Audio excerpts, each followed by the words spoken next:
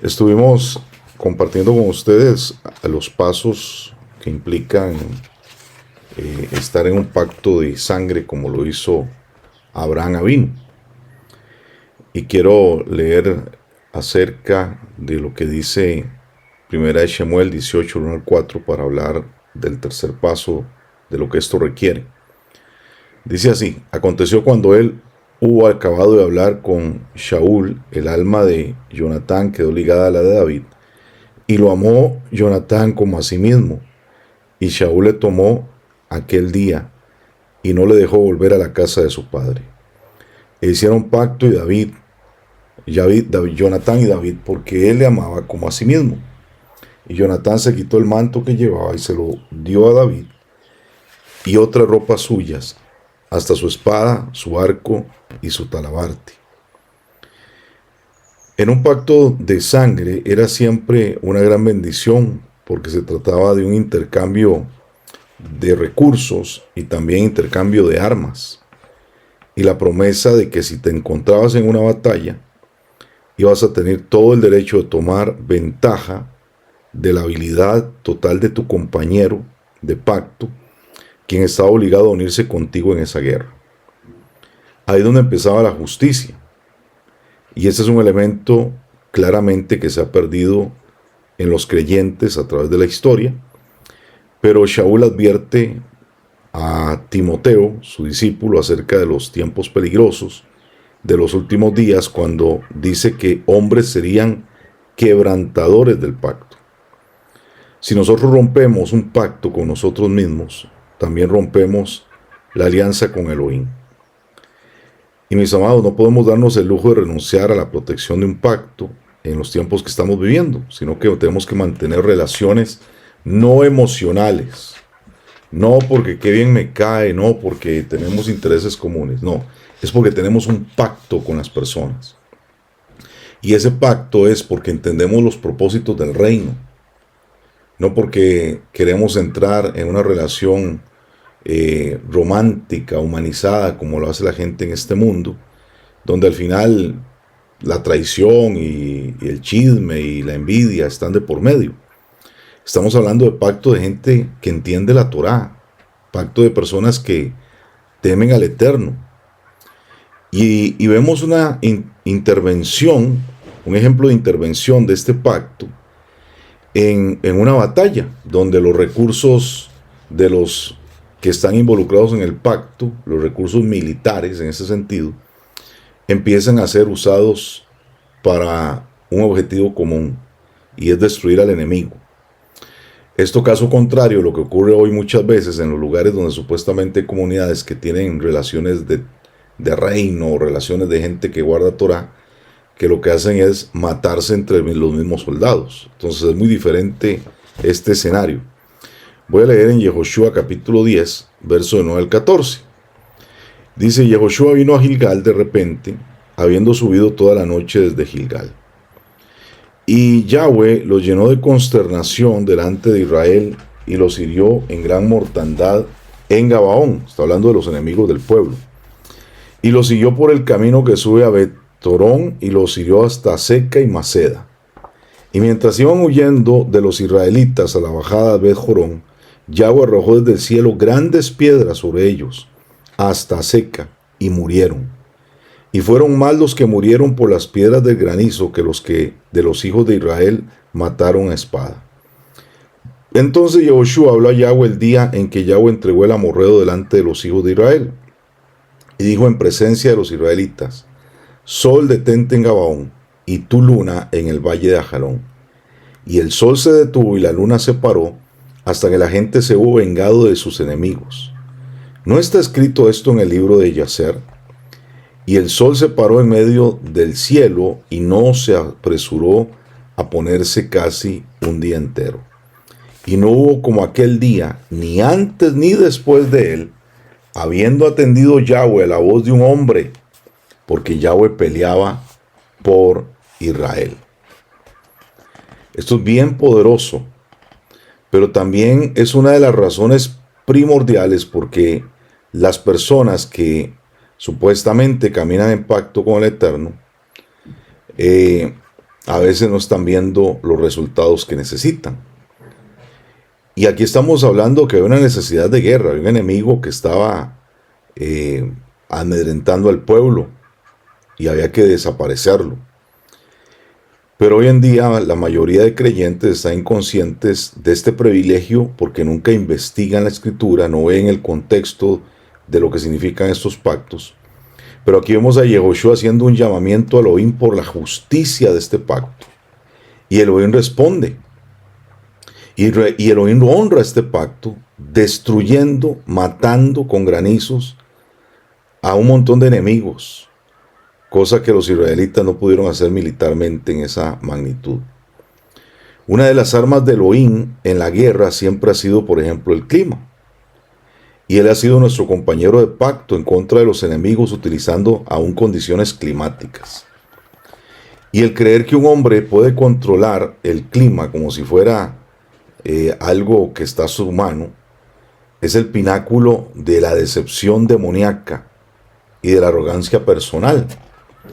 Porque la escritura enseña claramente que Elohim controla el tiempo, incluyendo cosas que hoy vemos como huracanes, inundaciones, etc. Y el creer que es el hombre el que está metiendo la mano en esto, que es el hombre el culpable del cambio climático, es como escupir en el rostro de Elohim, porque realmente todas estas cosas que están ocurriendo, todas estas catástrofes naturales, que hasta por cierto, muchos creyentes sin entendimiento se ponen a orar para que no suceda, que sean protegidas las personas, cuando muchas veces estas cosas las hace el Eterno porque Él quiere borrar de la tierra a sus enemigos, borrar de la tierra a los que profanan su nombre y que han estado ahí para atormentar la vida de el pueblo del Eterno. Entonces, claramente vemos cómo el Eterno usa hasta el clima para ejecutar venganza. Y aquí vemos cómo se hace en este pacto alianza con Yehoshua para destruir a los enemigos. El hebreo dice que ellos tomaron la venganza del pacto. Y esta venganza del pacto es la manifestación de la justicia divina. La escritura dice, mía es la venganza, yo pagaré. Y esta es la declaración solemne de que Elohim es un Elohim de justicia y funciona bajo principios de justicia, y su pacto de sangre nos da acceso a su justicia. Y Yehoshua la accedió y se la llevó consigo.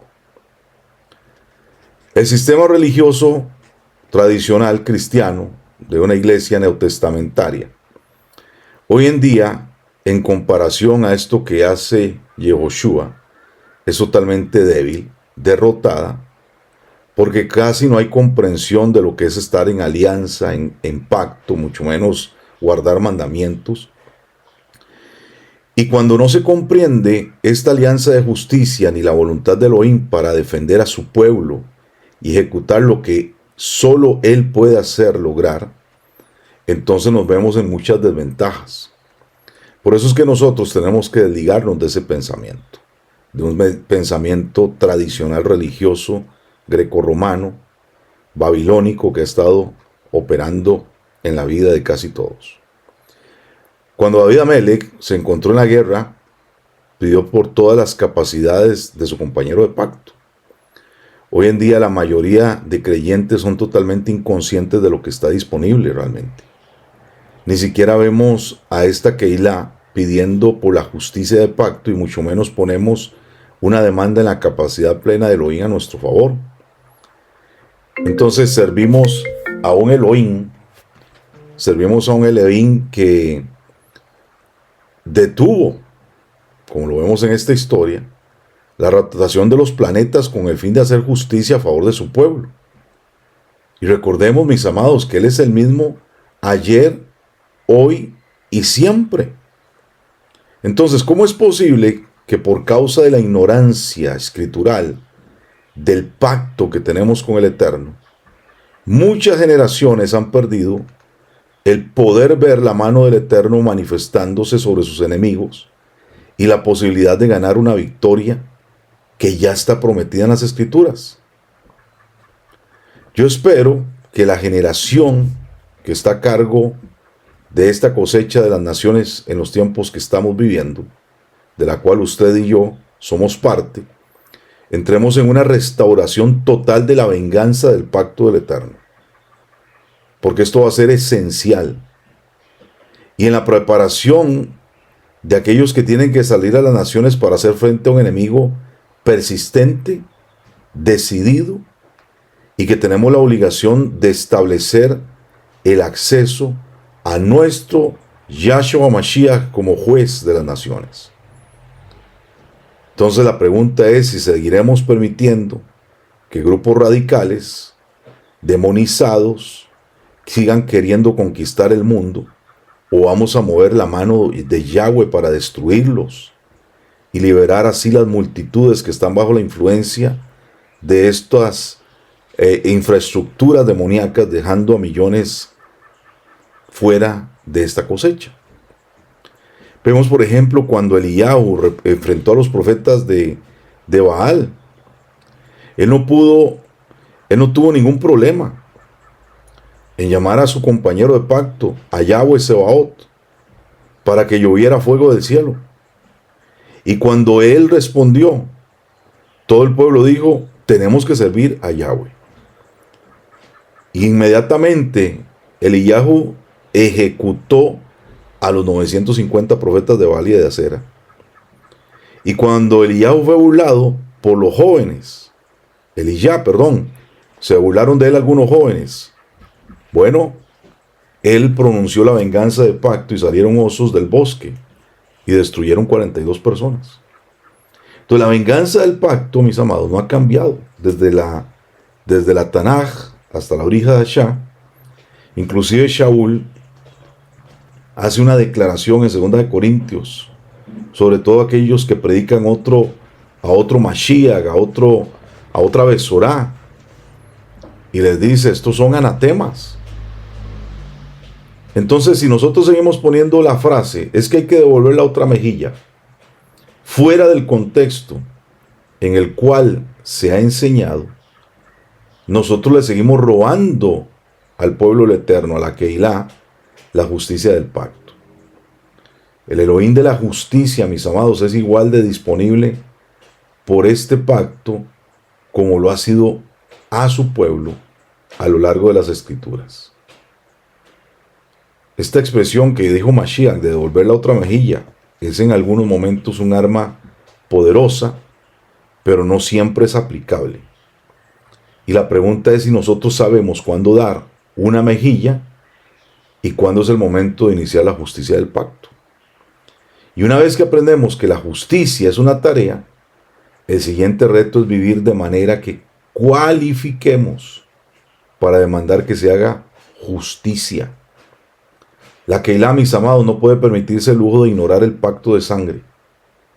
Cuando tenemos jueces, políticos, gobernadores, personas, lobbies, ausentes del Elohim, tomando decisiones, tomando votos en asuntos donde inclusive hay personas que han tenido que pagar un precio altísimo, hasta con su vida. Por eso es el tiempo de venganza del pacto. Y ya está aquí, mis amados, y es solamente un tema de entenderlo y vivirlo y estar en esa declaración. En el paso número 4 se obtiene el nombre por el derramamiento de sangre de ambas partes. En Bereshit 17 y 19 al 11 nos dice así: dijo de nuevo Elohim a Abraham, en cuanto a ti guardarás mi pacto, tú y tu descendencia después de ti. Esto entre comillas digo, o entre paréntesis digo, aplica a nosotros por ser descendencia de Abraham. Vuelvo a leer, y dice, y tu descendencia después de ti, por sus generaciones. Este es mi pacto que guardaréis entre mí y vosotros y tu descendencia después de ti. Será circuncidado todo varón de entre vosotros. Circuncidaréis pues la carne de vuestro prepucio, y será por señal del pacto entre mí y vosotros. Abraham, mis amados, tuvo que entrar en esta dimensión de pacto. También había tenido que cortar aquellos animales, como mencionamos en el anterior audio. Y en estos dos escenarios hay una demostración de una acción donde Elohim está poniendo una exigencia, una demanda contra él, para derramar la sangre de este pacto, en este caso con la circuncisión, la Brit Milá, en su propio cuerpo. Y la razón por lo que le llaman el pacto de sangre se ve que precisamente se derramó sangre, en la Brit Milá se derrama sangre. Y así como los animales que Abraham cortó en dos, que eran una señal para poner en evidencia lo que Elohim estaba dispuesto a hacer en el futuro, asimismo nosotros tenemos esta marca cuando entramos en esta dimensión de convenio. Asimismo como cuando Mashiach derramó su propia sangre por la redención de la humanidad. Entonces, cuando entramos en esta dimensión también, estamos poniendo nuestro nombre, poniendo nuestra descendencia, nuestras generaciones bajo ese convenio. En el quinto paso se produce algo muy interesante y es el cambio de nombre que recibe Abraham Avinu. Porque en este momento se está tomando otra dimensión espiritual. Uno tomaba en el antiguo Medio Oriente una medida del nombre de su compañero de pacto y el otro tomaba parte de su nombre, es decir, había como un intercambio del nombre. Y por eso aquí, en este contexto de Bereshit capítulo 17, del 5 al 7, se le dice esto a nuestro Padre. Y no se llamará más tu nombre Abraham, sino que será tu nombre Abraham.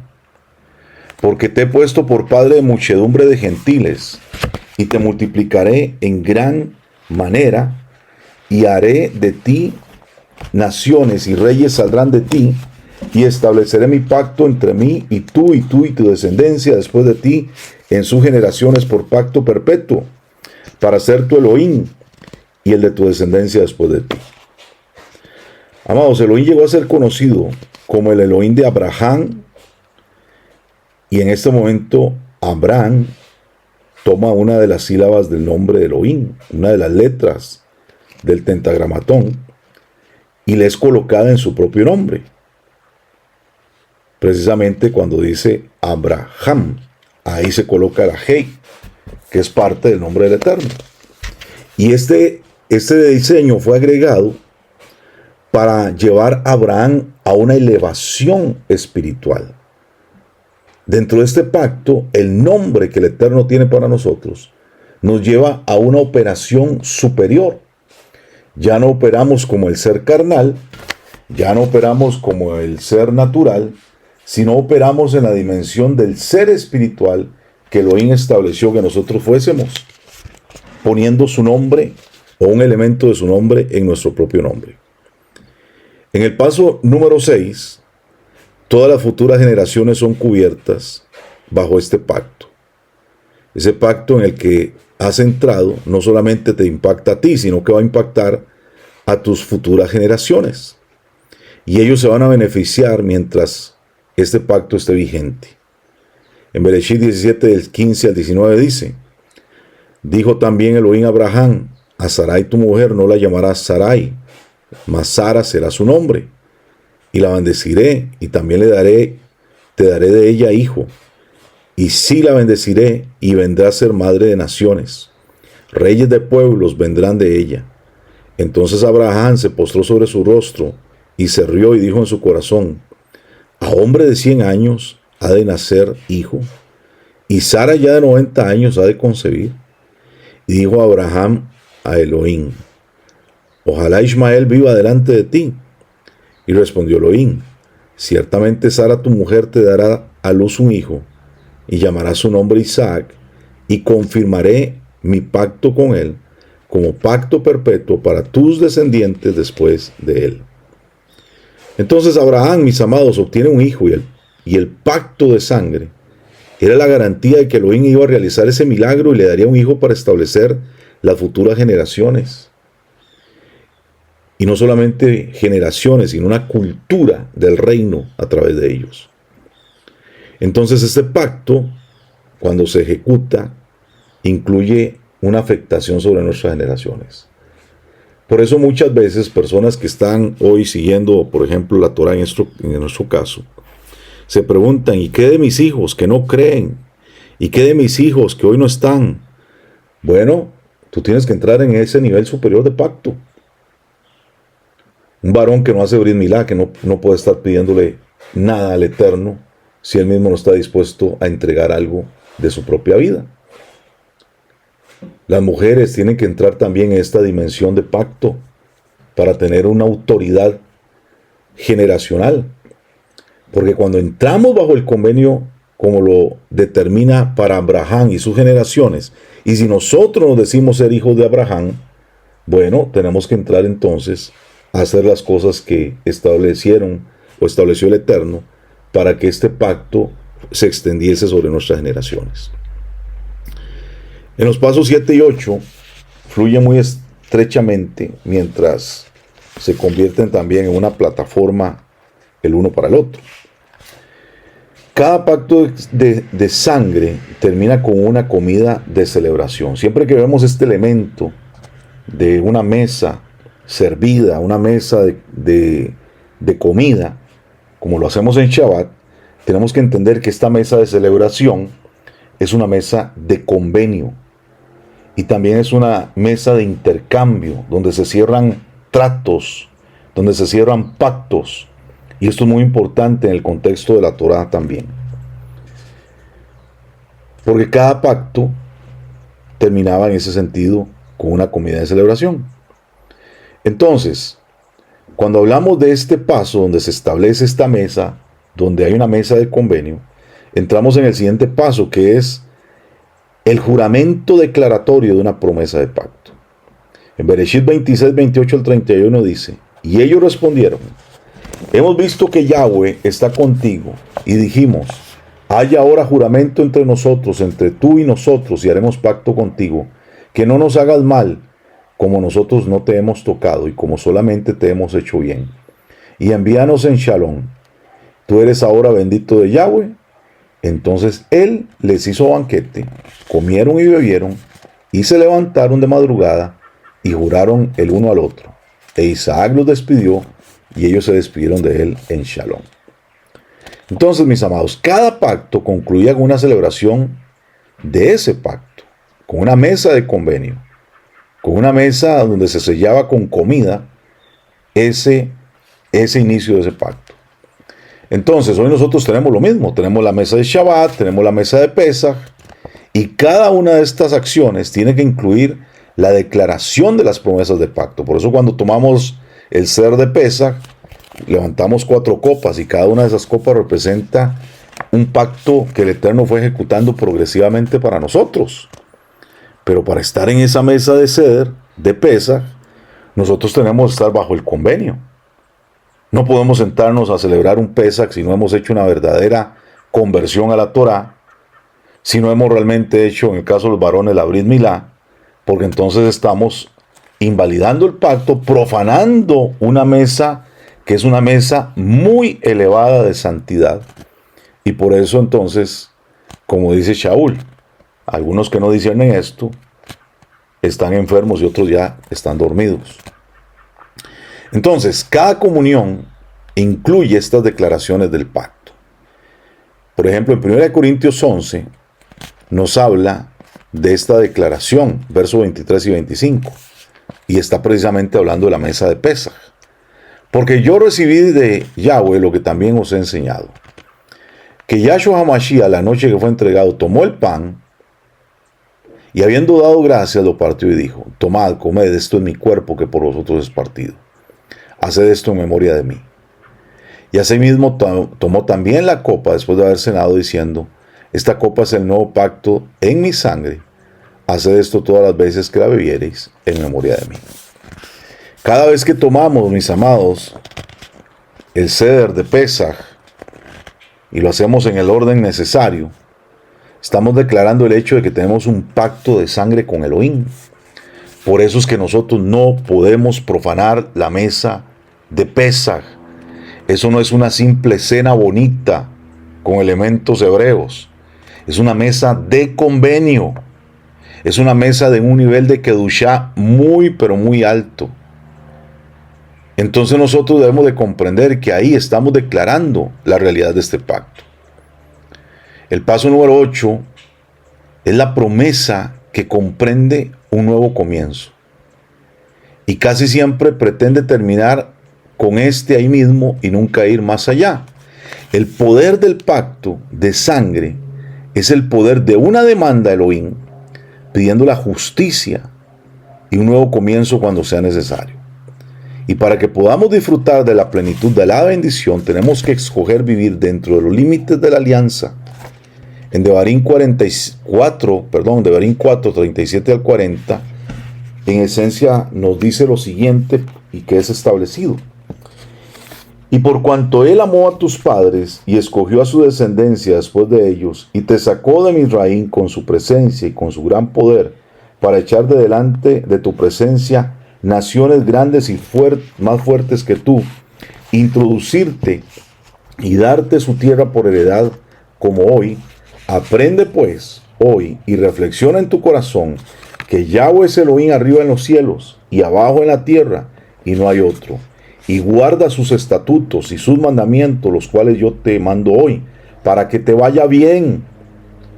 Repito, para que te vaya bien a ti y a tus hijos después de ti, y prolongues tus días sobre la tierra que Yahweh tu Elohim te da para siempre. Entonces, mis amados, en este pacto hay una asombrosa bendición que está revelada, que nosotros podemos abrazar. Pero también los juicios por desobediencia lamentablemente se siguen manifestando a medida que nosotros seguimos negando entrar en una cultura del reino, en una cultura de la Torá, cuando seguimos con pensamientos infestados por la cultura de este siglo, por la influencia de este mundo, y nos apartamos de las normas de la justicia del Eterno. Por eso es importante que nosotros hagamos un cambio verdaderamente en nuestra vida, hagamos una verdadera teshuá, una verdadera conversión al Eterno, porque si no, no podemos ver este nivel de justicia operando en nosotros y más bien seremos víctimas de estas consecuencias.